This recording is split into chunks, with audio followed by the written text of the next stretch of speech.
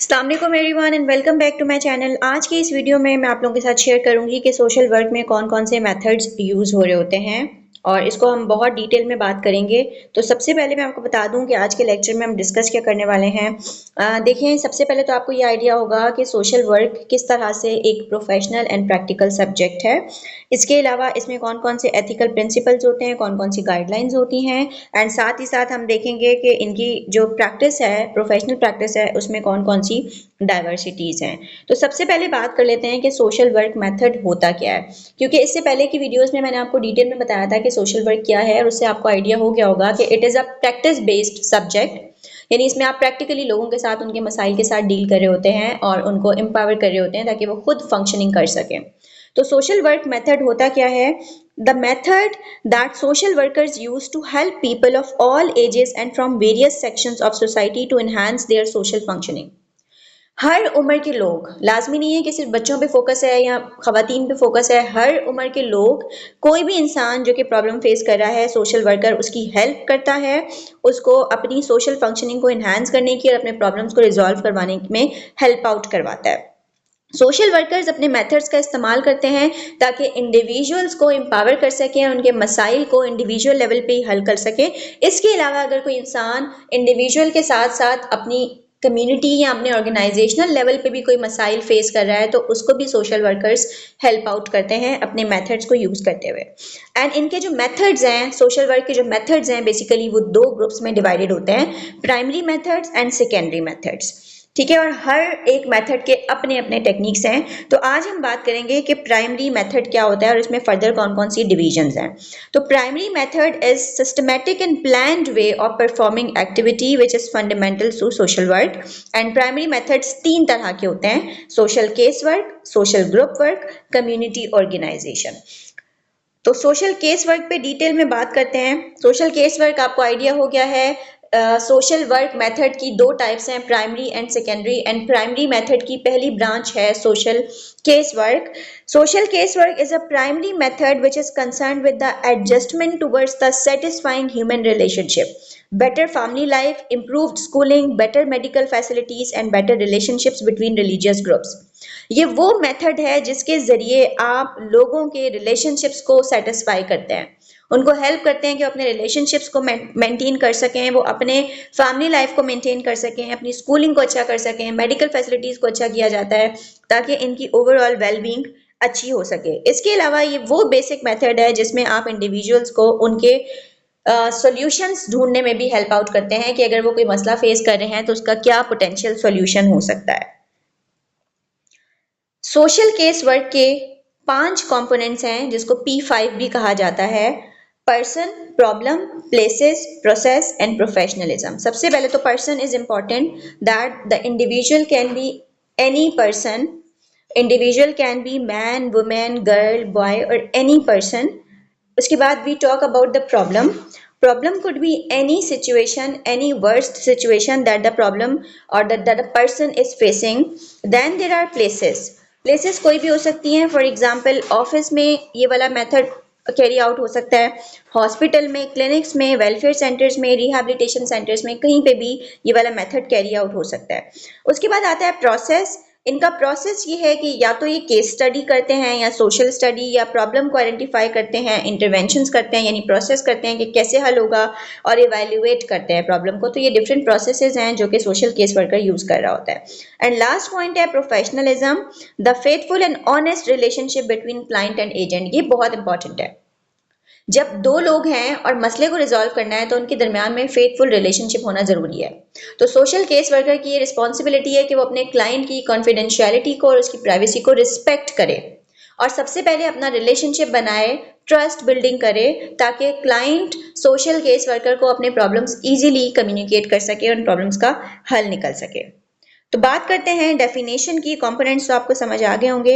Social case work consist of these processes which develop personality through adjustments consciously affected individual by individual between man and their social environment. आपको ऊपर दिए हुए 5 component से already idea हो गया होगा कि सोशल केस वर्कर का जो मेन फोकस है वो इंडिविजुअल होता है, कि इंडिविजुअल का क्या मसला है और कैसे इंडिविजुअल जो है वो अपने सोशल एनवायरनमेंट में या अपनी फैमिली लाइफ में प्रॉब्लम्स फेस कर रहा है तो उसको एडजस्ट करवाने की कोशिश की जा रही होती है। दूसरी डेफिनेशन कहती है that it is a process used by certain human welfare agencies to help individuals to cope with more effectively problems in social functioning. दूसरी डेफिनेशन भी घुमा फिरा के सेम बात कह रही है कि ये वो एजेंसीज होती हैं जो कि इंडिविजुअल्स को फोकस करती हैं, इंडिविजुअल्स के मसलों को फोकस करती हैं कि कैसे एक इंडिविजुअल अपने मसलों को इफेक्टिवली सॉल्व करके सोशल फंक्शनिंग कर सकता है। थर्ड डेफिनेशन कहती है that it is the art of helping an individual in developing and making use of personal capacities to deal with problems which he or she faces in her social environment. The same thing that यहाँ पे social case worker help करते हैं individual को कि वो अपनी personal capacities को, अपने personal capabilities को बेहतर अंदाज में इस्तेमाल कर सकें ताकि जो भी मसले वो फेस कर रहे हैं और जो भी उनके social environment के मसले हैं उनको वो खुद से resolve कर सकें। तो इनका मेन ऑब्जेक्टिव क्या है? इनका ऑब्जेक्टिव है कि सबसे पहले अंडरस्टैंड करें, आइडेंटिफाई करें इंडिविजुअल के प्रॉब्लम्स को, फिर इंडिविजुअल को या फिर क्लाइंट को खुद से एम्पावर करें कि वो स्ट्रेंथन हो और अपने मसलों को रिजॉल्व कर सके। प्रॉब्लम को देखना, उसको रिजॉल्व करना, इंडिविजुअल की पर्सनल कैपेसिटी इंप्रूव करवाना ताकि वो अपने मसलों को रिजॉल्व कर सके, एडजस्टमेंट करवाना between the individual and situation and individual personality को डेवलप करवाना, इनका मेन फोकस यानी कि इंडिविजुअल होता है। अच्छा, बात पता है क्या है? एक चीज होती है कि किसी को पकड़ के चलाया जाए और एक होता है कि किसी को खुद चलना सिखाया जाए। तो बेसिकली जो सोशल केस वर्कर हैं कि यहाँ पर इंडिविजुअल को एम्पावर करते हैं, उसको चलना सिखाते हैं ताकि जो भी उसके मसले हैं वो खुद उनको आइडेंटिफाई करे और उनको अपनी स्ट्रेंथ को पहचानते हुए, अपनी कैपेसिटी में रहते हुए रिजॉल्व कर सके। Characteristic of social case work की अगर बात करें तो यहाँ पे 1-to-1 रिलेशनशिप होता है क्लाइंट एंड केस वर्कर के अंदर, उनके दरमियान में ट्रस्ट होना चाहिए, और डायरेक्ट रिलेशनशिप होता है, कॉन्फिडेंशियलिटी एंड प्राइवेसी का ख्याल रखा जाता है which is very important.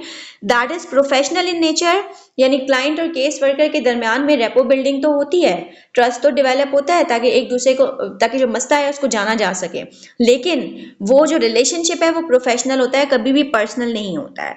Then goal oriented, जो भी मसला है बेसिकली वो गोल है, तो वो गोल यानी कि वो मसला रिजॉल्व करना एक्चुअल इनका गोल होता है।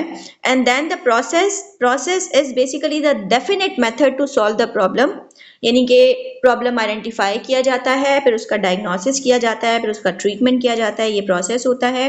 एंड ये हाईली क्लाइंट सेंटर्ड होता है, इनका मेन फोकस क्लाइंट होता है, मेन फोकस क्लाइंट का मसला होता है और उसको रिजॉल्व करवाना होता है।